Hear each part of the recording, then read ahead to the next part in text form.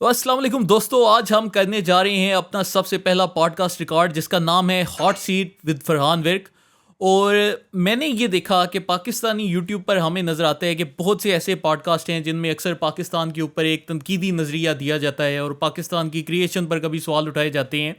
لیکن میں سمجھتا ہوں کہ ہمارے ہاں جو ایک پوڈ کاسٹ اسپیس ہے اس میں پاکستان کا ایک ایلیمنٹ مسنگ ہے کہ کس طریقے سے جو پاکستان کی ایک پازیٹیو سائڈ ہے وہ ہم دکھا سکیں، اور یہی دکھانا ہم چاہتے ہیں. اور اسی کے لیے آج ہم نے انوائٹ کیا ہے ڈاکٹر محمد علی صاحب کو. ماشاءاللہ سے پاکستان کے بہت بڑے ایکیڈیمک ہیں، میڈیا میں اکثر ان کا آتا رہتا ہے، انٹرنیشنل میڈیا کا ان کا بہت زیادہ ایکسپوجر ہے. لیکن میں ان کا انٹرو کیا دوں، ہم علی بھائی سے خود ہی پوچھتے ہیں کہ جی علی بھائی ذرا ہماری آڈینس کے لیے خود کو انٹروڈیوس کرو. ڈاکٹر صاحب بہت شکریہ، آپ نے مدعو کیا اور بہت مبالغہ آمیز قسم کا آپ نے میرا تعارف کرایا.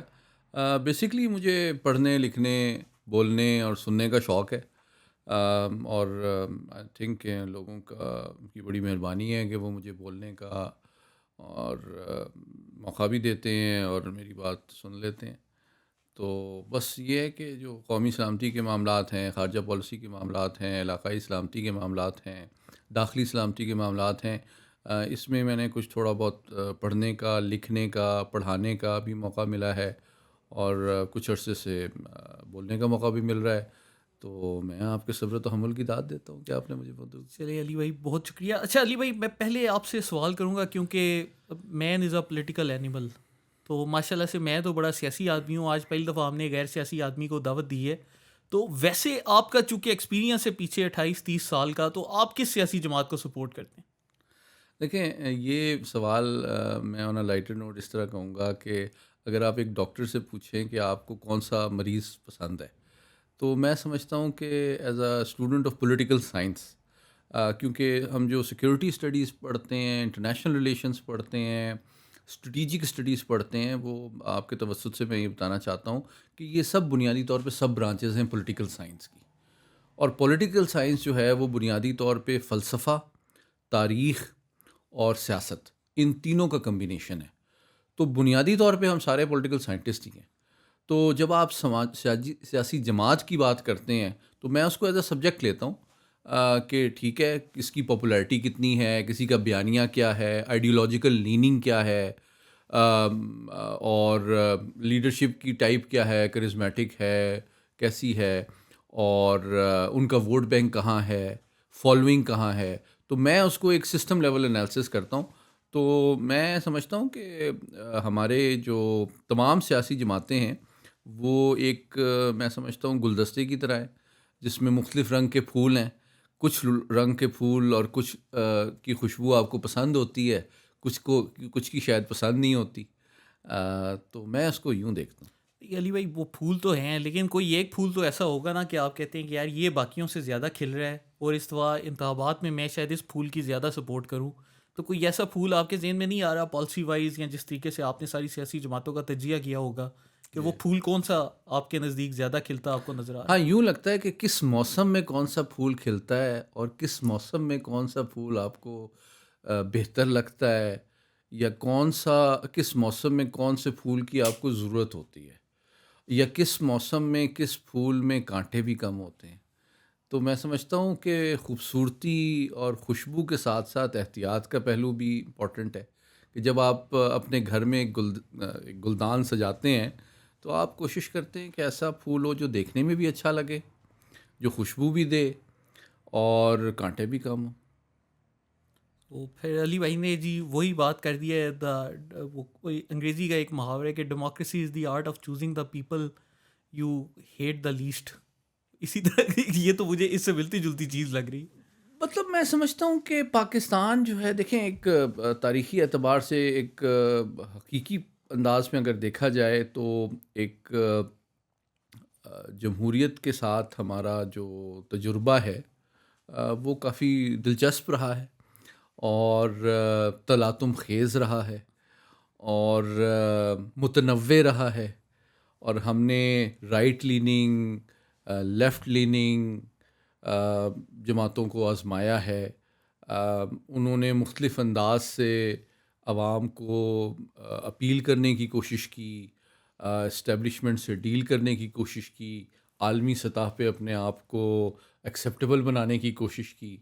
تو میں سمجھتا ہوں یہ ایک دلچسپ تجربہ ہے. اور اس میں لیکن آن اے پازیٹیو نوٹ میں سمجھتا ہوں ایک بہت سی غلطیوں اور نقصانات کے بعد جو کہ حال میں دیکھنے میں آئے، اب ہم زیادہ ذمہ دارانہ اور میچور انداز میں سیاست کی طرف بڑھ رہے ہیں، جو کہ میں سمجھتا ہوں پورے پولیٹیکل سسٹم کے لیے ایک پازیٹیو ڈیولپمنٹ. تو چلے علی بھائی، پھر اب ہم کنٹروورشل کویشچن سے سٹارٹ کرتے ہیں. سب سے پہلا یہ، does democracy suit Pakistan? I think it does, provided it is realistic, not just popular, but actually offers solutions to the problems that people face. تو مجھے یوں لگتا ہے کہ ہماری جو سیاست ہے، انداز سیاست ہے، اور سیاسی کلچر جو ہے وہ بڑا لاؤڈ ہے، بڑا پاپولسٹ ہے، اور پاور پالیٹکس کے پہ زیادہ ریلائی کرتا ہے. کہ سیاسی عمل جس طرح الیکشنز ہوتے ہیں، اس کا بنیادی مقصد اقتدار حاصل کرنا ہے، اور اس کے لیے بیانیہ یا آپ کا مینیفیسٹو یا آپ کی کیمپین کا بنیادی مقصد اقتدار میں آنا ہے. اور انفارچونیٹلی آپ کی جو پرفارمنس ڈلیوری ہے، آپ کے ریئلسٹک پلانز ہیں، آپ کی ایبلٹی ٹو ڈلیور، ان چیزوں پہ میں سمجھتا ہوں اتنا زیادہ فوکس نہیں کیا جاتا جتنا کہ کیا جانا چاہیے. اور ایک چھوٹی سی بات میں ایڈ کرنا چاہوں آن اے فلوسافیکل نوٹ. ایک بڑے میرے مشہور ایک پولیٹیکل فلاسفر ہیں، university London school of economics کے بیری بزان. انہوں نے ایک جگہ پہ پولیٹیکل سائنس کے کانٹیکس میں ڈیفینیشن دی ہے کہ ایک ڈیولپڈ کنٹری اور ڈیولپنگ کنٹری میں کیا فرق ہوتا ہے. تو انہوں نے بڑی جامع اور آسان ڈیفینیشن دی. انہوں نے کہا ڈیولپنگ کنٹری وہ ہوتا ہے جس میں عوام یہ فیصلہ کرتے ہیں، ڈیولپڈ کنٹری وہ ہوتا ہے جس میں عوام یہ فیصلہ کرتے ہیں کہ حکومت کو کیسا ہونا چاہیے، اور ڈیولپنگ کنٹری وہ ہوتا ہے جہاں حکومت یہ فیصلہ کرتی ہے کہ عوام کو کیسا ہونا چاہیے. تو جب ہمارے بیانیے میں، ہمارے میڈیا میں اس قسم کی آوازیں آتی ہیں کہ جی وہ فلانا بڑا زبردست لیڈر ہے اور وہ آئے گا تو ایک سارے مسئلے حل کر دے گا، اس کے پاس کچھ جادو کی چھڑی ہوگی اور وہ اپنے خوش لباسی اور خوش الہانی اور اپنے فصاحت و بلاغت سے پوری دنیا کو امپریس کر کے سارے مسئلے حل کر دے گا. تو یہ ان ریئلسٹک ایکسپیکٹیشن. اور میں سمجھتا ہوں آپ جیسے قابل لوگ جو ہیں ان کے ذریعے سے لوگوں کو یہ ایک حقیقت پسندانہ بات بتانی چاہیے کہ جمہوریت اس وقت کامیاب ہوگی جب انسٹیڈ آف آئیڈیل ایکسپیکٹیشنز ہم ڈیمانڈنگ ووٹرز بنیں گے. اچھا، اب علی بھائی، بینگ اے ڈیولز ایڈوکیٹ، میں آپ کو اس کے اوپر ایک کاؤنٹر کرتا ہوں کہ ہمارے ہاں جو ڈیموکریسی کے حق میں ایک بہت بڑا آرگومنٹ دیا جاتا ہے، وہ کہا جاتا ہے کہ جی it's a self refining process, کہ وقت گزرنے کے ساتھ ساتھ جو ڈیموکریٹک انسٹیٹیوشنز ہوتے ہیں وہ جی بہتر ہوتے جاتے ہیں اور پھر آپ کو چینج ایک نظر آتا ہے. لیکن اس کے کمپیریزن میں اگر ہم دنیا میں مختلف ممالک دیکھیں، جیسے let's take China for an example, یا پھر ہم رشیا کو لے لیں، تو وہاں پر تو ہمیں ڈیموکریسی کی اس طریقے سے ایک فل شیپ اینڈ فارم نظر نہیں آتی. لیکن ہم نے یہ بھی دیکھا ہے کہ وہ ممالک گزشتہ 20-30 سالوں میں جس ریپڈ پیس پر بڑھے ہیں اور انہوں نے امریکہ کی جو ایک گلوبل سپریمیسی تھی اس کو چیلنج کرنا شروع کر دیا ہے، تو یہ بھی ہمارے سامنے آ رہا ہے. تو کیا اب جیسے میں اس وقت 32 سال کا ہوں، تو میں کیا اگلے 40-50 سال ڈیموکریسی کے بہتر ہونے کا انتظار کروں، یا پھر میں یہ سمجھوں کہ یار ہمارے ملک میں اگر کوئی رشیا یا چائنا کی طرح کا نظام آ جائے تو ہم جی 10-15 سال میں کسی اور جگہ پہ ہوں گے؟ دیکھیں، آپ کی جو خواہش ہے اور جو توقع ہے، میں تھوڑا سا آپ کو کہوں گا کہ اس میں ایک وزڈم کا، پیشنس کا اور کنسسٹنسی کا ہونا بڑا ضروری ہے. میں آج کل میں مثال کے طور پہ میرے 2 بیٹے ہیں، میں ان کو کرکٹ سکھا رہا ہوں. تو اگر میں ان سے ایکسپیکٹ کروں کہ جناب بس تمہارے پاس 1 سال ہے، تم اگر انڈر 13 میں نیشنل ٹیم میں سلیکٹ ہو جائے تو ٹھیک ہے، ورنہ کرکٹ باندھ دو، تم کوئی اور گیم شروع کر دو. تو میں اس کو اس تارے میں ایکسپلین کر رہا ہوں کہ آپ نے ایک بندہ ہے میری طرح انفٹ ہے، اور اگلے دن اس نے کہیں 1 سال بعد تم نے میراتھن دوڑنی ہے، تو اس کا یہ پاسبل ہے، لیکن اس کے لیے مجھے بڑے طریقے سے، ڈسپلن سے، کنسسٹنسی کے ساتھ اپنی ڈائٹ، روٹین، سب کچھ کرنا پڑے گا. تو اگر ہم ایک بہت ہی ایریٹک پولیٹیکل سسٹم کے تجربے سے جو گزرے ہیں تقریباً 1.25 سال پہلے، اس سے ہم ایک آئیڈیل کی طرف جانا چاہتے ہیں، تو وہ خواہش تو بجا ہے، عوام کی ضرورت بھی بچا ہے، لیکن اس کا پلان کیا ہے، اس کا پاتھ کیا ہے کہ ورس سے آئیڈیل کے درمیان کا جو فاصلہ ہے. ایک بیمار شخص کو آپ نے ایک ہیلدی اسپورٹس مین بنانا ہے تو اس کے لیے کوئی پلان کرنا پڑے گا نا، ڈائٹ کا، اکانومی کا، پولیٹیکل سسٹم کا، سول ملٹری ریلیشنس کا، گڈ گورننس کا، ریڈکشن ان فارن بوروئنگ کا، ان تمام معاملات کا، وائڈننگ آف ٹیکس کلیکشن کا. یہ تمام معاملات میں کوئی راکٹ سائنس نہیں بتا رہا، یہ بات بیانیے میں تو آتے ہیں، لیکن ہمارا ووٹر جو ہے بدقسمتی سے وہ اتنا ڈیمانڈنگ نہیں ہے جتنا اس کو ہونا چاہیے. میرے پاس ایک دفعہ ایک چھوٹی سی بات بتا چلوں آن لائٹر نوٹ، ایک سیاسی جماعت کے کچھ لوگ آئے کہ جناب آپ ہمارے لیڈر کو ووٹ ڈالیں.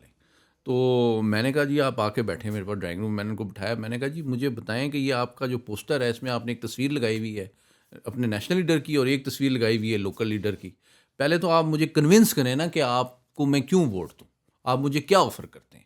اور اس 10 یہاں کے اس کمیونٹی کے لوکل لیول پہ بات کر رہا ہوں، 10 بڑے مسئلے کیا ہیں اور ان کا آپ کے پاس کیا حل ہے. تو obviously they had no answer.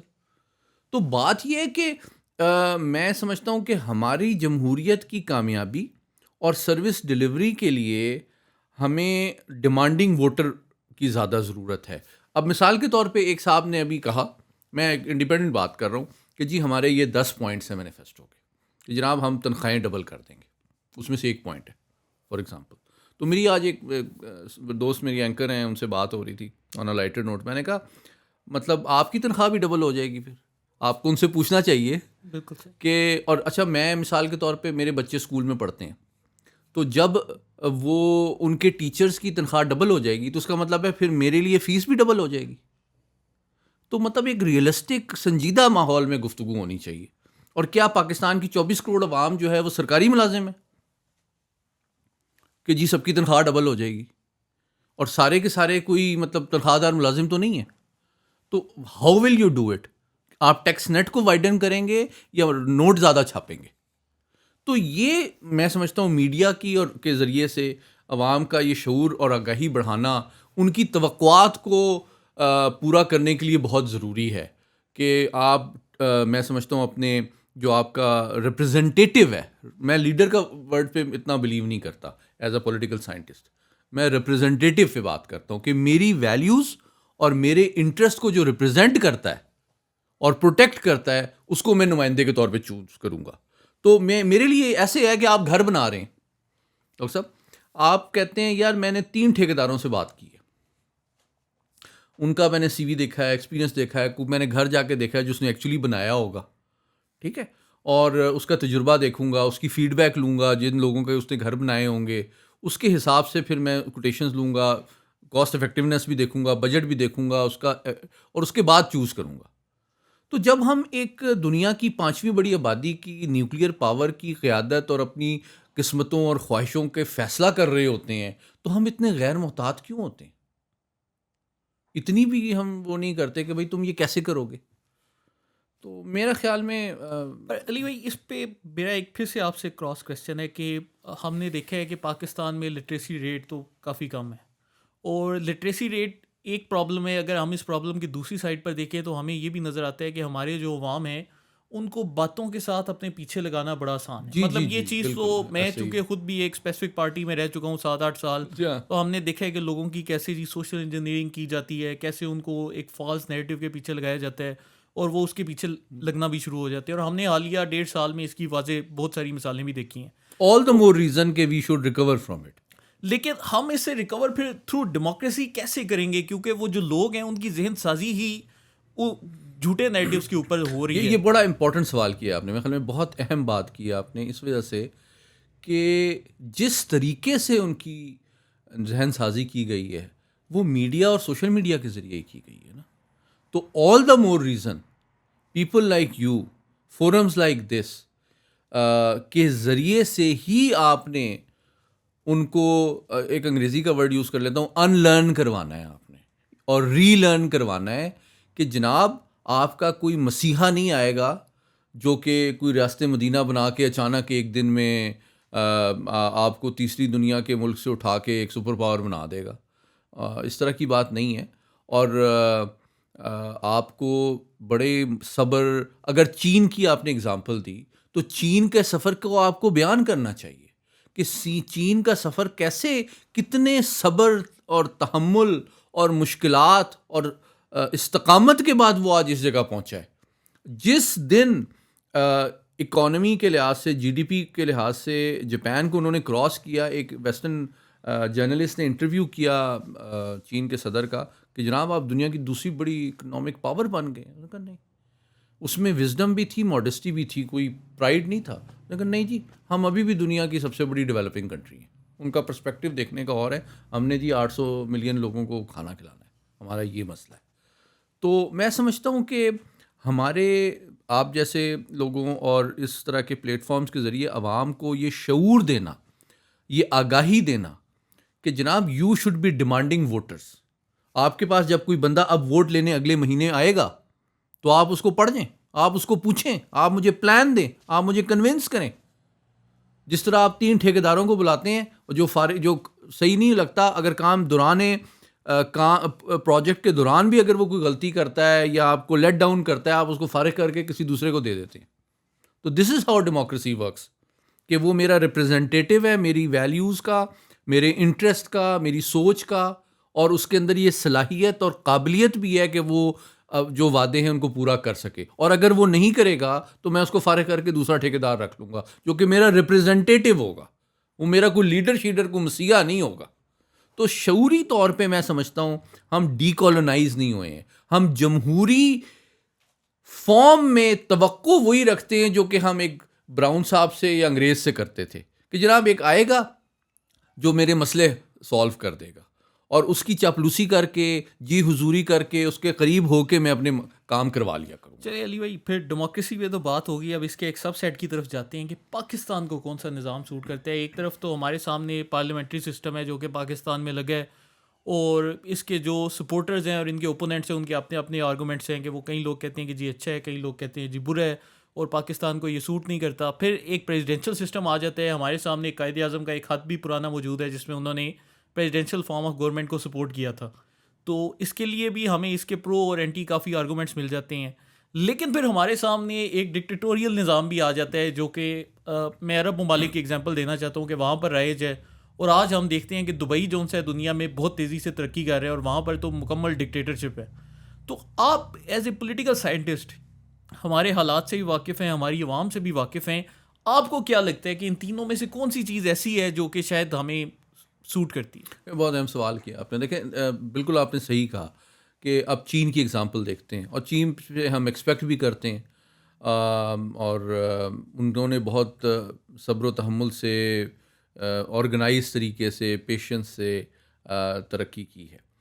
عرب ممالک کی آپ نے بات کی، جو اتھارٹیٹیو سینٹرلائزڈ پولیٹیکل سسٹم ہوتا ہے، اس میں فائدہ کیا ہوتا ہے آبجیکٹیولی اسپیکنگ؟ وہ یہ ہوتا ہے کہ جناب فیصلے فوراً ہوتے ہیں اور اکاؤنٹیبلٹی نہیں ہوتی ہے. تو فائدہ بھی ہے، نقصان بھی ہے. لیکن وہ بنیادی چیز جو مجھے اب اس وقت آرمی چیف کی سوچ میں نظر آ رہی ہے وہ یہ ہے کہ اپنے قدرتی وسائل کو استعمال کر کے عوام کے مسائل حل کیے جائیں. تو جب آسان الفاظ میں عرب ممالک میں تیل نکلا تو اس ملک کے قدرتی وسیلے کو انہوں نے اس ملک کی خوشحالی اور انٹرنیشنل اسٹریٹجک ریلیونس میں کنورٹ کر دیا.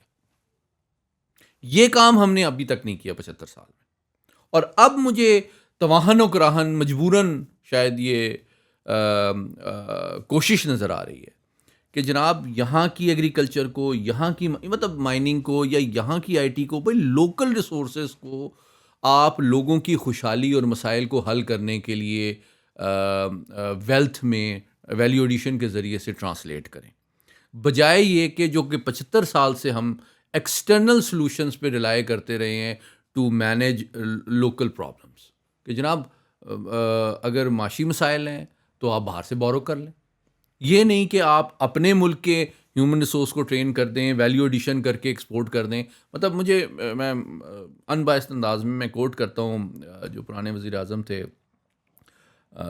شہباز شریف صاحب نے ایک دن بات کی کراچی چیمبر کے سامنے بات کرتے ہوئے، آئی واز دیئر، کہ جناب کاٹن جو ہے اس وقت ہم امپورٹ کر رہے ہیں اپنی ٹیکسٹائل کی ریکوائرمنٹس پوری کرنے کے لیے، جبکہ کاٹن پروڈیوس نہیں ہوتی بنگلہ دیش میں، اور اس کی جو ٹیکسٹائل ایکسپورٹس ہیں وہ ہم سے ڈبل ہے.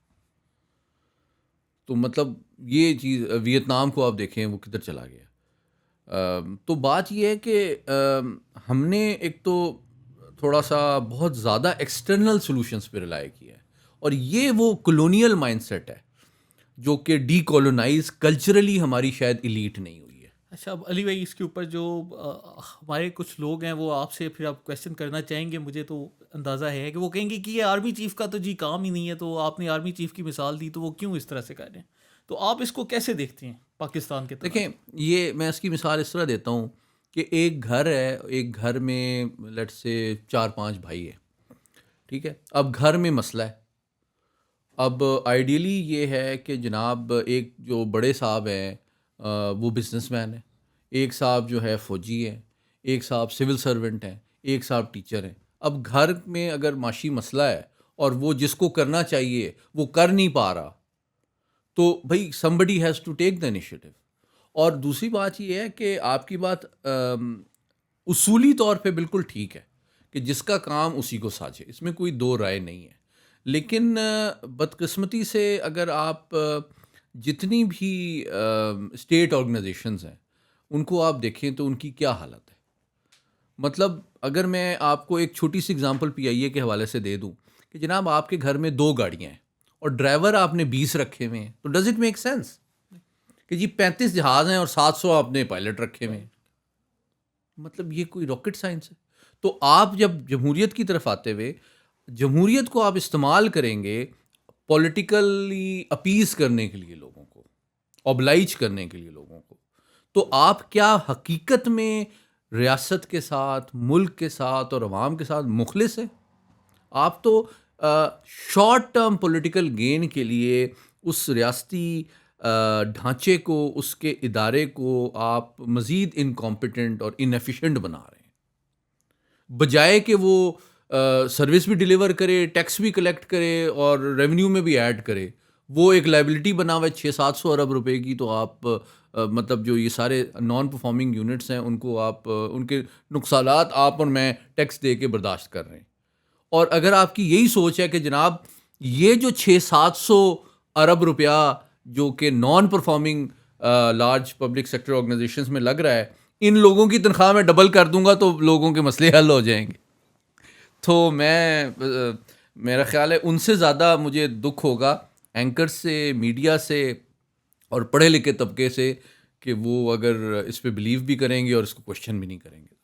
چاہے علی بھائی اس کے اوپر پھر ہم ایک اور برننگ ایشو کے اوپر آ جاتے ہیں، اور پاکستان کی پالیٹکس میں آج بھی وہ برننگ ایشو ہے، اور وہ ہے 9th مئی. ہم نے مطلب اس کے اوپر بڑی ڈفرینٹ اسٹیٹمنٹس بھی سنی ہیں. ایک طرف وہ جماعت ہے PTI جن کا ایک موقف ہمیں یہ نظر آتا ہے کہ جی ہمارے لوگ ملوث نہیں تھے، یہ تو جی خود سے ہو گیا اور لوگ اشتعال میں آ گئے، اور جی ٹرکوں سے کوئی فوجیوں نے بندے اتارے، مطلب ان کے اس طرح کے بھی اسٹیٹمنٹس ان کے آ رہے ہیں. اور دوسری طرف ہمارا ایک وزیر اعظم کاکڑ صاحب نے بھی بولا کہ یہ پراپر فوج میں بغاوت کروانے کی ایک منصوبہ بندی تھی. تو یہ تو ہمارے پاس 2 ڈفرینٹ نیریٹیوز ہیں. میں آپ سے یہ پوچھنا چاہتا ہوں کہ آپ کو کیا لگتا ہے کہ 9 مئی کے پیچھے ایجنڈا کیا تھا، اور پاکستان پر اس کے آفٹر افیکٹس جو ان سے تھے وہ کیا ہو سکتے تھے؟ بہت شکریہ جی. دیکھیے میں سمجھتا ہوں کہ 9 مئی ہماری جو سیاسی تاریخ ہے اس کا ایک بہت ہی افسوسناک باب ہے، اس میں تو کوئی شک نہیں ہے. لیکن بنیادی طور پہ پولیٹیکل سائنس کے لحاظ سے اگر اس کو سمجھا جائے تو اس کو آپ ریاست کے خلاف ایک آرگنائز بغاوت کی کوشش ہی کہہ سکتے ہیں پولیٹیکل سائنس کی توجہ میں، کہ جب کچھ لوگ اور کچھ گروہوں نے ریاست کے چند مخصوص اداروں کو، نشانیوں کو اور یادگاروں کو ٹارگٹ کیا. انہوں نے کوئی پارلیمنٹ ہاؤس کو ٹارگٹ نہیں کیا، کمپیریزن کیا جاتا ہے. انہوں نے جوڈیشری کو ٹارگٹ نہیں کیا. ریاست جو ہے، اور ویسے تو آپ دیکھا جائے تو اس کے جو مطلب 3 پلرز ہیں وہ تو پارلیمنٹ ہے، جوڈیشری ہے اور ایگزیکٹو ہے. تو پارلیمنٹ اور جوڈیشری کے اوپر حملہ نہیں کیا گیا. حملہ جو کیا گیا وہ ایگزیکٹو برانچ پہ کیا گیا. تو اس سے دو باتیں ثابت ہوتی ہیں کہ ان کی جو سیاست ہے وہ نظریاتی سیاست نہیں ہے. ایک بات. دوسری بات یہ کہ جب میرے خیال میں اپریل 2022 میں پی ٹی آئی کی گورنمنٹ گئی تو ان کے جو خیر خواہ تھے انہوں نے ان کو یہ سنسیئر مشورہ دیا کہ آپ آرام سے اپوزیشن میں بیٹھیں, اپوزیشن کریں اور ایک کنسٹرکٹیو پروڈکٹیو کام کریں, اپنی پاپولیرٹی کو ڈیولپ کریں, اور جو غلطیاں اس وقت کی حکومت وقت کرتی ہے اس کو ایکسپلائٹ کر کے آپ دوبارہ الیکشن میں آ جائیں. تو یہ پارلیمنٹری سیاست ہے. لیکن انہوں نے جو بنیادی فیصلہ کیا جو کہ منتج ہوا, جس کا نقطۂ عروج 9 مئی ہے, وہ فیصلہ آپ سمجھیں شاید 9 اپریل کو ہو گیا تھا 2022 میں, کہ جناب ہم نے پارلیمنٹ میں سیاست نہیں, ہم نے پارلیمانی سیاست نہیں کرنی, ہم نے اینٹی اسٹیٹ سیاست کرنی ہے, اور ہم نے روڈ پہ آنا ہے. اور صرف روڈ پہ نہیں آنا, ہماری سیاست سیاسی مخالفین کے خلاف نہیں ہوگی, حکومت وقت کے خلاف نہیں ہوگی. ہماری سیاست جو ہے وہ ریاست کے خلاف ہوگی اور فوج کے خلاف ہوگی عمومی طور پہ. اور پھر اس کانٹیکس میں جب آپ اس کا بیانیہ دیکھتے ہیں پچھلے 1.25 سال کے دوران, تو آپ کو اس کانٹیکس میں کلیئرلی نظر آتا ہے کہ پہلے تو بیانیہ بنایا گیا جی امریکی سازش ہے, سائفر کی بات کہ فورن انٹرونشن ہے. دوسری بات کہ آپ نے آرمی چیف کو نام لے کے بہت زیادہ ڈیمونائز کرنے کی کوشش کی. پھر یہ کہ چند جو اہم فوج کے انٹیلیجنس سروسز کے عہدیدار تھے ان کی کردار کشی کی کوشش کی گئی. اور آپ کو تسلسل سے جو ان کے سوشل میڈیا ایکٹیوسٹ ہیں پاکستان میں اور خصوصاً جو باہر ہیں, ان کی ایک آرگنائزڈ ڈیلی یہ روٹین نظر آتی ہے پچھلے 1.25 سال میں, جس کے 3 آبجیکٹیوز نظر آتے ہیں. نمبر 1 یہ کہ فوج کی جو موجودہ ہائی کمان ہے اس کے خلاف فوج کے لوور رینکس میں ایک نفرت پیدا کی جائے اور بغاوت پہ ابھارا جائے. دوسری چیز یہ کہ ریٹائرڈ اور سرونگ کے درمیان بھی کنفیوژنز اور غلط فہمیاں پیدا کی جائیں, اور جو ریٹائرڈ افسران ہیں ان کو بھی ابھارا جائے موجودہ فوج کے جو اعلیٰ کمان ہے اس کے خلاف. اور تیسرا پہلو جو کہ سوشل کانٹریکٹ جو سب کسی بھی ریاست کا ہوتا ہے, اس میں عوام کو جنرلی متنفر کیا جائے فوج کے ادارے کے ساتھ اور خصوصاً اعلیٰ کمان. تو یہ 3 چیزیں آپ اگر روزانہ کے بھی وی لاگس دیکھیں نا پچھلے 1.25 سال میں, تو یہ کامن ایجنڈا آپ کو کلیئرلی کنسسٹنٹلی نظر آتا ہے. اچھا, اس کے مقابلے میں کوئی اس قسم کی بات نہیں ہے کہ جناب یہ جماعت کی پرفارمنس کیا ہے, اس جماعت کا آگے فیوچر کیا ہے, یا یہ آگے کیا آپ کو آفر کرتی ہے.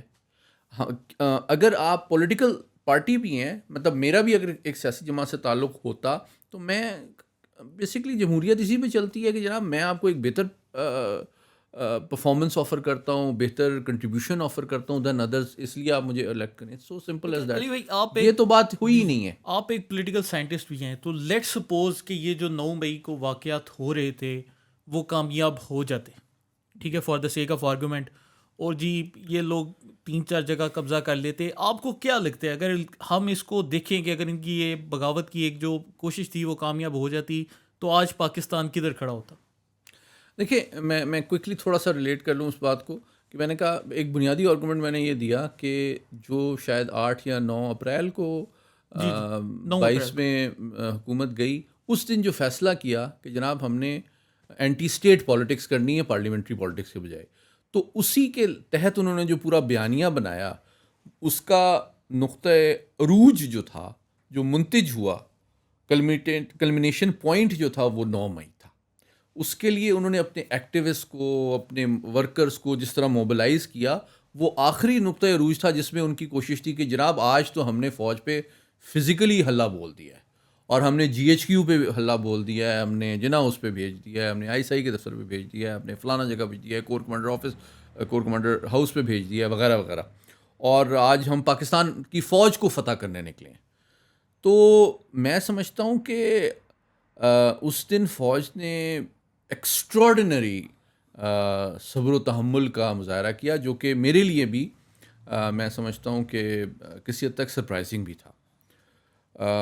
کیونکہ اگر اس دن کوئی جھڑپ ہو جاتی کہیں پہ, چند لاشیں گر جاتی, تو اس کے ذریعے سے وہ جس طرح اس کو سیاسی طور پہ جو رنگ ڈھنگ دیا جاتا اور اس کو انٹرنیشنلی پاکستان میں کیسے پریزنٹ کیا جاتا. میں کئی انٹرنیشنل چینلز پہ تھا اس دن, اور یہ ڈیلیبریٹ کوشش آپ کو نظر آ رہی تھی کہ ایکسپیکٹیشن تھی کہ فوج کو لیور کر کے, پرووک کر کے کچھ ایسے ایفیکٹس حاصل کیے جائیں جس کو انٹرنیشنلی پاکستان میں شو کیا جائے کہ پاکستان جو ہے نا اس وقت ایک سول وار میں چلا گیا ہے اور فوج کے خلاف پاکستان کی عوام نے بغاوت کر دی.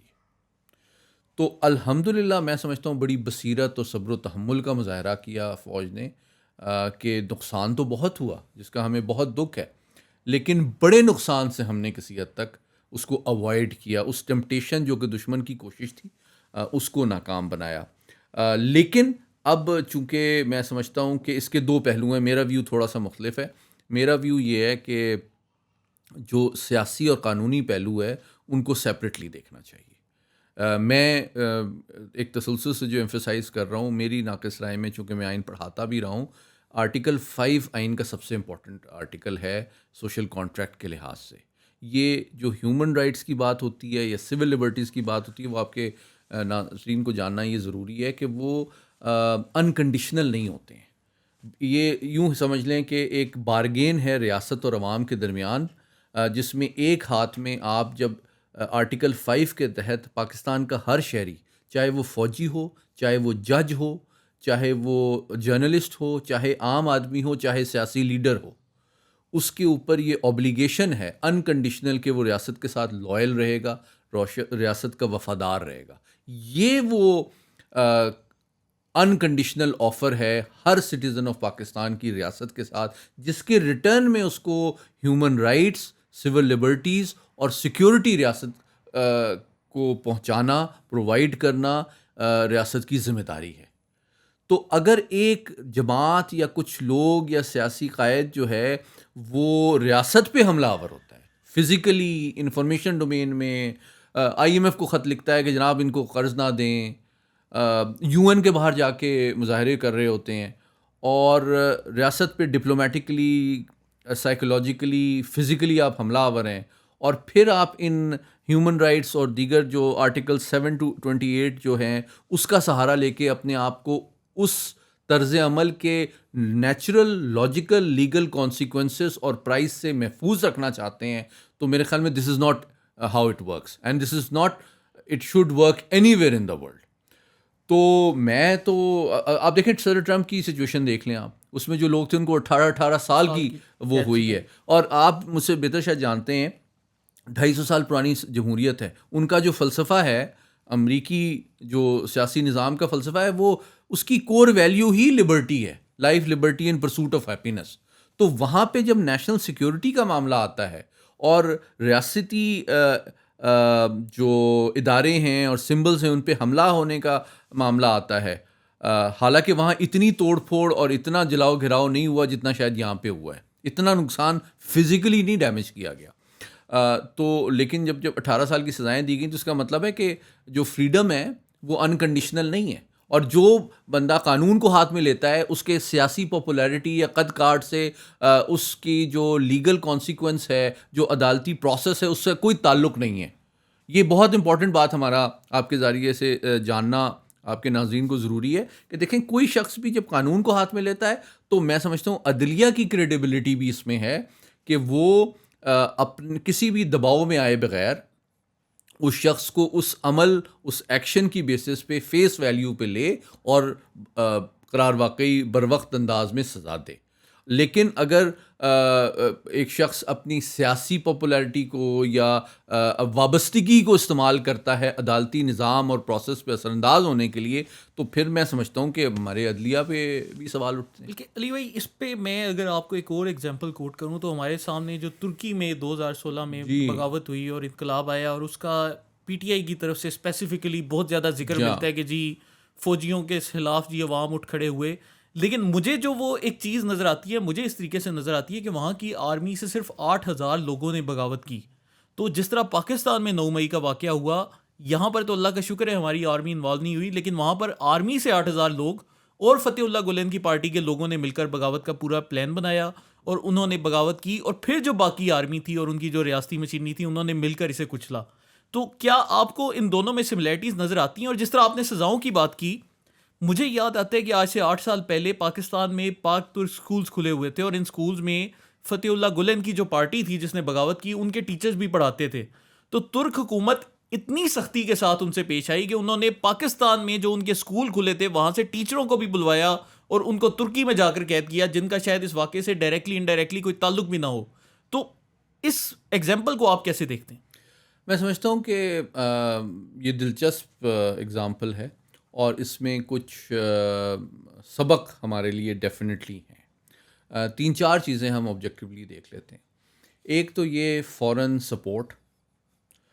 کچھ جو گلن صاحب خود بھی ایک غیر ملک میں موجود ہیں اور ان کا ایک نظریہ ہے، ایک سوچ ہے، ایک نیریٹو ہے.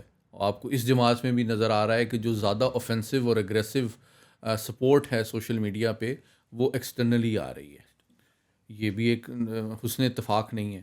اور وہ لوگ شاید میرے ناقص رائے میں زیادہ تر لوگ ان میں سے ڈول نیشنلز بھی ہیں، جو کہ اپنے میں سمجھتا ہوں ڈول پاسپورٹ کا بھرپور فائدہ اٹھا رہے ہیں پاکستان کے خلاف اور پاکستان کے ریاستی اداروں کے خلاف بات کرنے میں. دوسری بات یہ ہے کہ سملیرٹی فوج کے اندر لوگوں کو سبورٹ کرنا اور قیادت کے خلاف کھڑا کرنے کی کوشش کرنا، یہ پہلو تو بالکل سامنے ہے. تیسرا پہلو یہ ہے کہ ایک conservative right leaning narrative develop کرنا. تو وہاں بھی آپ کو نظر آتا ہے کہ جو مطلب آپ کو وہ دیکھیں کچھ تاریخ سے کچھ انڈیویجولس کو اٹھا کے ان کے ڈرامے وغیرہ یہاں پہ دکھائے گئے. ٹھیک ہے، مطلب آپ یہ ڈرامہ اس قسم کا آپ ٹیپو سلطان پہ بھی بنا سکتے ہیں، آپ حیدر علی پہ بھی بنا سکتے ہیں، آپ محمود غزنوی پہ بھی بنا سکتے ہیں، آپ محمد بن قاسم پہ بنا سکتے ہیں. ہمیں اپنی تاریخ میں کوئی کمی تو نہیں ہے اپنے ہیروز کی کہ ہم ایک ایکسٹرنل جو لیڈر ہے اس کو پرائم ٹائم کا سب سے پاپولر شو کیوں بنایا جائے. یہ حسن اتفاق ہے کہ اسی ٹائم یہ بنایا گیا تھا. میں بھی ہو سکتا ہے یہ بھی اس ذہن سازی کا اس پروجیکٹ کا ایک پارٹ یہ ہو. تو میرے ذہن میں بالکل نئے بلاس ہو رہے ہیں آپ کی بات سن کے. التغرل کی بات ہو رہی ہے. ٹھیک ہے، اور پھر آپ دیکھیں کہ ادھر ریاست مدینہ کا نیریٹو بنانا، کیونکہ یہ بڑا زبردست ٹیلر میڈ ایک آپ کو یوں لگتا ہے نیریٹو بلڈنگ میں کہ کیونکہ پاکستان کی عام عوام جو ہے وہ غربت سے افلاس سے بھی تنگ ہے، مغربی دنیا کے بارے میں بھی ایک خاص طرز عمل اور سوچ رکھتی ہے، جنرلی کنزرویٹو ہے، قدامت پرست ہے، مذہبی سمبلز کو گلوریفائی بھی کرتی ہے، متبرک بھی سمجھتی ہے. تو آپ کو ایک نظر آتا ہے کہ لباس، ہاتھ میں تسبیح اور ریاست مدینہ کا نیریٹو وہ سیل کرنا ہماری عوام کو ایک liberal, pragmatic, practical, difficult model کے مقابلے میں شاید زیادہ آسان بھی تھا، اٹریکٹیو بھی تھا. تو ریاست مدینہ کو سیل کتنی، میں تو سمجھتا ہوں آسانی سے کر دیا گیا. حالانکہ ریاست مدینہ کی اگر آپ حقیقت میں جائیں، ایز اے پولیٹیکل سائنٹسٹ ہم بات کریں تو ریاست مدینہ میں سب سے 3-4 باتیں میں کر دیتا ہوں کہ حقیقت میں ریاست مدینہ سے ہمیں کیا سبق ملتے ہیں. اور میں تاریخ کا بھی طالب علم ہوں، تو دیکھیں آپ ریاست مدینہ حضور نے صلی اللہ علیہ وآلہ وسلم نے فتح تو نہیں کی تھی. ان کے علم، ان کے تدبر اور ان کے پیسفل نیچر اور ان کی محبت سے متاثر ہو کے جبکہ کفار مکہ ان کے اوپر انہوں نے ان کا ناطقہ بند کر دیا تھا، ان کے اوپر ظلم و ستم کی انتہا کر دی تھی، تو خود ان کو انوائٹ کرنے آئے تھے کہ جناب آپ آئیں اور ہمیں گورن کریں اور ہمارے یہاں پیس اسٹیبلش کریں، جبکہ وہاں کافر بھی رہتے تھے، وہاں پہ یہودی بھی رہتے تھے اور عیسائی بھی رہتے، تو multi ethnic, multi cultural, multi religious society میں بھی ان کو ایک پیس میکر کے طور پہ انوائٹ کیا گیا۔ اور دوسری بات یہ ہے کہ وہ بڑی ٹالرنٹ تھے، ان سب کو وہ لے کے چلے، اور میں سمجھتا ہوں کہ اور اس میں گورننس کا نظام یہ تھا کہ اس میں کوئی کوئرشن نہیں تھی۔ اور تیسری بات یہ ہے کہ وہاں سے انہوں نے سفارتی سطح پہ بھی جو عالمی طاقتیں ہیں ان کو، جو اس دور کی طاقتیں تھیں، ان کو خطوط لکھے، ایجپٹ کے بادشاہ کو، پرشیا کے، ایران کے بادشاہ کو، روم کے بادشاہ کو، تو آپ کو ان کا ایک بڑا تدبر والا معاملہ نظر آتا ہے۔ یہاں پہ کیا آپ کو نظر آتا ہے؟ اگر نہیں، اور مجھے کوئکلی بتانا اس لیے ضروری ہے تاکہ ہم ریئلٹی چیک کر لیں کہ ریاست مدینہ کا اگر کسی کے خواب تھا بھی تو ریئلٹی میں وہ کیا کر رہا تھا۔ ریئلٹی میں یہ کر رہا تھا، وہ کہہ رہے تھے کہ جناب اگر میری حکومت چلی گئی تو یہ امریکی سازش ہے، تو امریکہ کے ساتھ بھی خام خواہ آپ تعلقات غیر سنجیدہ قسم کے الزامات لگا کے خراب کر رہے تھے، جبکہ امریکہ ہماری سب سے بڑی ایکسپورٹ مارکیٹ بھی ہے، کوئی اور ہمارے انٹرسٹ میں ہے کہ اس کو مینٹین کریں۔ ساتھ میں آپ جس دن روس نے جنگ شروع کی یوکرین میں، اس دن آپ وہاں پہنچ گئے۔ اب آپ سوچیں، آپ ایک ایسے ملک کے صدر کے پاس بیٹھ کے 3 گھنٹے کھانا کھا رہے ہیں جس دن وہ حالت جنگ میں ہیں، تو مطلب وہ بھی شاید نہ آپ، اور حقیقت میں بات کر رہا ہوں کہ نہ آپ اس کو کچھ آفر کر سکتے ہیں، نہ آپ اس سے کچھ اس دن لینے کی پوزیشن میں۔ وہ آپ کو کیا دے گا؟ اس کا ملک is at war and this is the first day at war, وہ آپ کو کیا آفر کرے گا اور آپ اس کو کیا آفر کریں گے؟ تو میں سمجھتا ہوں it is complete absence of diplomatic acumen. تیسرا یہ کہ سی پیک پہ کوئی پروگرس نہیں ہوئی۔ میں سمجھتا ہوں اور میں جانتا ہوں کہ چین کی قیادت جو ہے وہ کافی پریشان تھی because of the lack of progress and lack of speed in the development of CPEC. تو یہ اپنے سفارتی سطح پہ ہماری بالکل فارن پالیسی جو ہے وہ ڈسرپٹ ہوئی۔ یہ علی بھائی ایک سیکنڈ میں اس پہ آپ کو تھوڑا سا کاؤنٹر کروں گا کہ آج کل ہر دوسرے دن وہ پی ٹی آئی کے لیے کوئی اسٹیٹمنٹ وہ جاری کر دیتے ہیں کہ جی چین کے فلانے امبیسڈر صاحب کے جی میسج آیا کہ جی عمران خان دور میں بھی سی پیک چل رہا تھا اور سی پیک چلتا رہے گا۔ تو ایک ڈپلومیٹک لیول پہ تو ہمیں کس طرح کی میسیجنگ نظر آتی ہے، لیکن آپ کہہ رہے ہیں کہ پروگرس نہیں ہوئی، تو یہ کیسے آپ کہہ سکتے ہیں؟ نہیں دیکھیں، ریئلٹی آپ آن گراؤنڈ دیکھیں نا کہ سی پیک، ایک بات تو حقیقت ہے جو آپ شاید مجھ سے بہتر جانتے ہوں کہ انہوں نے فوراً کہا اقتدار میں آنے کے بعد جناب کہ سی پیک کے تمام منصوبوں کو ہم دوبارہ دیکھیں گے، آڈٹ کریں گے۔ تو وہ بھی ایک تشویش کا معاملہ تھا چائنا، کیونکہ چائنا دیکھیں یہ بی آر آئی کا بہت امپورٹنٹ پارٹ ہے، بٹ اونلی پارٹ تو نہیں ہے، وہ 60-70 ملکوں سے ڈیل کرتے ہیں۔ اس طرح کی بات ان کی کسی اور ریاست نے شاید نہیں کی ہوگی۔ دوسری بات یہ کہ ریئلٹی یہ ہے کہ جتنے بھی اس کے ساتھ انڈسٹریل زونز بننے تھے اس میں صرف رشا کئی کے علاوہ کسی کے اوپر کوئی کام ہی نہیں ہوا۔ تو یہ بھی آپ کو نظر آ رہا ہے کہ پریکٹیکلی کوئی کام نہیں ہوا ہوا اس کے اوپر۔ اور تو تیسری بات یہ ہے کہ آپ سفارتکاری کے علاوہ ایک بہت جو تشویشناک بات ایز اے سیکورٹی ایکسپرٹ میں یہ سمجھتا ہوں وہ یہ ہے کہ جب آپ نے ٹی ٹی پی کے ساتھ مذاکرات شروع کیے اور تو اس ٹائم کو، اس اپرچونٹی کو انہوں نے گین کیا اپنے آپ کو مزید منظم کرنے کے لیے، اپنے آپ کو اکوپ کرنے کے لیے، اپنی سائیکو سوشل سپیس کو گین کرنے کے لیے، عوام میں اپنے اثر و رسوخ کو بڑھانے کے لیے، جس کی وجہ سے آج ہمیں کہیں زیادہ قربانیاں دے کے، کئی زیادہ شہادتیں دے کے ان گینز کو دوبارہ اچیو کرنا پڑ رہا ہے، جو کہ اس بیڈ اسٹریٹجک ڈیسیژن کی وجہ سے ہم اوائڈ کر سکتے تھے۔ اچھا، تو علی بھائی اب ہمارا ٹائم بھی اینڈ ہو رہا ہے، تو ایک آخری سوال جو کہ میرے دل کے بھی کافی قریب ہے کہ پاکستان میں خصوصی طور پر ڈیجیٹل میڈیا میں یہ ایک تاثر دیا جا رہا ہے کہ we are becoming a failed country, ہم ایک بنانا ریپبلک ہیں، ہمارا کوئی فیوچر نہیں اور پاکستان سے زندہ بھاگ، یہ ایک مین اسٹریم نیریٹو ہمیں دیا جاتا ہے، اور ہمارے بڑے لوگ اس سے انفلوئنس بھی ہوئے ہیں۔ ہم نے یہ بھی دیکھا کہ پاکستان سے لوگ چھوڑ کر باہر بھی جا رہے ہیں، گزشتہ 1-1.5 سال میں اس کی سپیڈ بھی زیادہ ہوئی۔ ایز اے پولیٹیکل سائنٹسٹ کیا آپ سمجھتے ہیں کہ پاکستان واقعی ہی ٹوٹل کولیپس کی طرف جا رہا ہے یا ابھی امید باقی ہے؟ بہت اہم سوال کیا آپ نے۔ میں سمجھتا ہوں کہ دیکھیں، ہمارا چونکہ مزاج اس طرح کا ہے کہ ہم تھوڑا امپیشنٹ ہیں اور پیشنیٹ لوگ ہیں, جذباتی لوگ ہیں. جب پاکستان جس دن قائم ہوا تھا تو انسانیت کی تاریخ میں شاید سب سے بڑی ہجرت ہوئی تھی. اور پاکستان کے پاس کیا تھا؟ پاکستان کے پاس کچھ بھی نہیں تھا. ہمارے پاس جو ہمارے دفاعی اور معاشی بجٹ کے لیے بھی پیسے نہیں تھے, اور وہ انڈیا نے روک لیے تھے. اس کے باوجود قائد اعظم نے ہمیں ہوپ دی, ہمیں کانفیڈنس دیا, اور ہمیں ڈسپلن کا سبق دیا.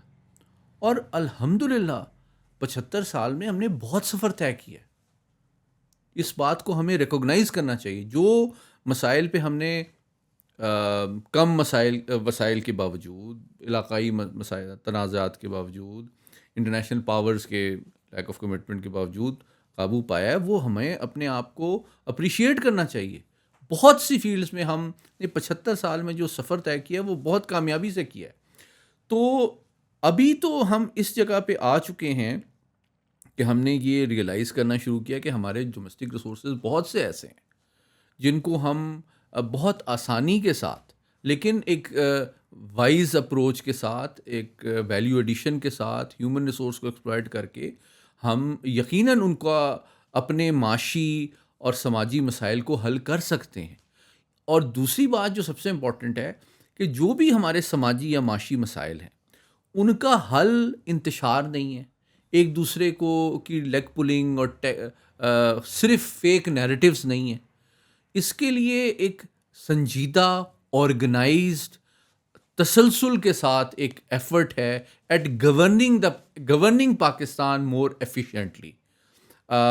تو میں سمجھتا ہوں کہ ہمارے تمام مسائل حل ہو سکتے ہیں. ہمارے پاس جو ریسورسز ہیں ان کو یقیناً ہم اپنی خوشحالی میں, اپنی امپلائمنٹ کے مسئلے حل کرنے میں استعمال کر سکتے ہیں. اور جہاں تک باہر جانے کی بات ہے تو اس پہ میری دو ایسپیکٹ ہے میری رائے میں. ایک بات یہ ہے کہ دیکھیں, جو لوگ باہر جانا چاہتے ہیں بہتر مواقع کی تلاش میں, تو ان کو اس کا حق حاصل ہے. اور دوسری بات یہ کہ ہم ایک پوری گلوبل ولیج میں رہ رہے ہیں. اگر ایک پاکستانی کہیں باہر بھی جاتا ہے تو میں سمجھتا ہوں وہ پاکستان کو کنٹریبیوٹ کر رہا ہوتا ہے. وہ جو نالج گین کرتا ہے, ایکسپوجر گین کرتا ہے, باہر سے فورن ایکسچینج ریمیٹنسز بھیجتا ہے, تو وہ بھی ایک حقیقت ہے. ہمیں 30-31 ارب ڈالر کی باہر سے ریمیٹنسز آتی ہیں, تو وہ پاکستانی ہی بھیجتے ہیں. ہماری 31 بلین ڈالر کی ایکسپورٹس ہیں اور 30-31 بلین کی ریمیٹنسز ہیں. تو اس کا کیا مطلب ہے؟ اس کا مطلب ہے کہ 24 کروڑ انسان جو پیدا کر رہے ہیں اس کے برابر وہ 1 کروڑ انسان واپس بھیج رہے ہیں جو کہ باہر ہیں. تو اگر وہ باہر نہیں ہوں گے تو آپ کی تو ریمیٹنسز نہیں آئیں گی. تو ریمیٹنسز ہماری اکانومی کا ایک بڑا حصہ ہے. تو اور دوسری بات یہ کہ انڈیا سے بھی آپ سبق سیکھ سکتے ہیں کہ انڈیا کے بھی جو ڈائسپورا باہر ہے وہ آج ان کی فارن پالیسی میں بہت اہم رول پلے کر رہا ہے. تو آپ کے ذریعے سے میں ایک چھوٹا سا پیغام اپنی ڈائسپورا کو بھی یہ دینا چاہتا ہوں کہ وہ پارٹی لائنز کے بجائے نیشنل لیول پہ سوچیں پاکستان کو وہ کیسے ہیلپ کر سکتے ہیں. اس کے لیے اگر وہ پاکستان میں ڈاکٹرز ہیں, انجینئرز ہیں, آئی ٹی کے لوگ جو امریکہ میں ہیں, وہ پاکستان کے ایسے بہت سے پروجیکٹس ہیں جس میں انویسٹ کر سکتے ہیں اور کیا ہے. دیکھیں فار ایگزامپل, میں نام پتہ نہیں لینا مناسب ہے کہ نہیں, اسلام آباد میں شفا ہاسپٹل ہے, اور کئی اس طرح کے ہاسپٹلز ہیں جو کہ ڈائسپورا کے پروجیکٹس تھے. تو اس طرح کے بہت سارے انڈسٹریل پروجیکٹس بھی ہمارے جو لوگ جو ڈفرینٹ شعبوں میں سے منسلک ہیں وہ لگا سکتے ہیں. تو ہماری ڈائسپورا میں سمجھتا ہوں پاکستان کے مسائل کو حل کرنے میں بڑی مدد کر سکتی ہے. اور اس کی وجہ, اس کا طریقہ صرف فائنینشیل ریمیٹنسز بھیجنا نہیں ہے, وہ اپنے نالج, اپنے اسکل کے ذریعے سے ہمارے لیے بہت سی اپرچونیٹیز پیدا کر سکتے ہیں. تو میں سمجھتا ہوں کہ ہمیں جو پیغام دینا چاہیے وہ ہوپ کا دینا چاہیے, کانفیڈنس کا دینا چاہیے, رسپانسبلٹی کا دینا چاہیے, اور یونٹی کا دینا چاہیے. تو میں سمجھتا ہوں کہ ہم اپنے تمام چیلنجز کو اوور کم کر سکتے ہیں. بہت شکریہ علی بھائی. اور آخر میں جاتے جاتے وہی جو علی بھائی کا پوائنٹ ہے اس کے اوپر میں تھوڑا سا ایک ری انفورس کروں گا کہ میں نے چونکہ ایک جماعت میں 7-8 سال گزارے ہیں تو میں نے یہی دیکھا, اور میری ایکسپیکٹیشن بھی یہی تھی کہ جب وہ گورنمنٹ میں آئیں گے تو ہمیں نظر آئے گا کہ وہ جو اوورسیز پاکستانیوں کی ایک بہت بڑی جو ایک ورک فورس ان کے پاس تھی اس کو وہ ہارنیس کریں گے. لیکن افسوس ہے کہ اس کو ہارنیس کرنے کی بجائے کہیں ہمارے پاس وہ احسن جمیل گجر صاحب آ جاتے ہیں, کہیں وہ عثمان بزدار آ جاتے ہیں, کہیں فراحان گوگی آ جاتی ہے. تو وہ جو اوورسیز والا ایک ہمارا ڈریم تھا وہ کہیں رہ گیا ہے. اور مجھے امید ہے کہ ہمارے جو اوورسیز بہن بھائی ہیں وہ بھی بجائے اس کے کہ وہ ایک سائڈ آف دا نیریٹو دیکھیں, ہماری اسٹیٹ کی حالت بھی دیکھیں اور تھوڑا دیکھیں کہ انہیں کس طریقے سے اسٹیٹ نیریٹو کے ساتھ کھڑا ہونا ہے.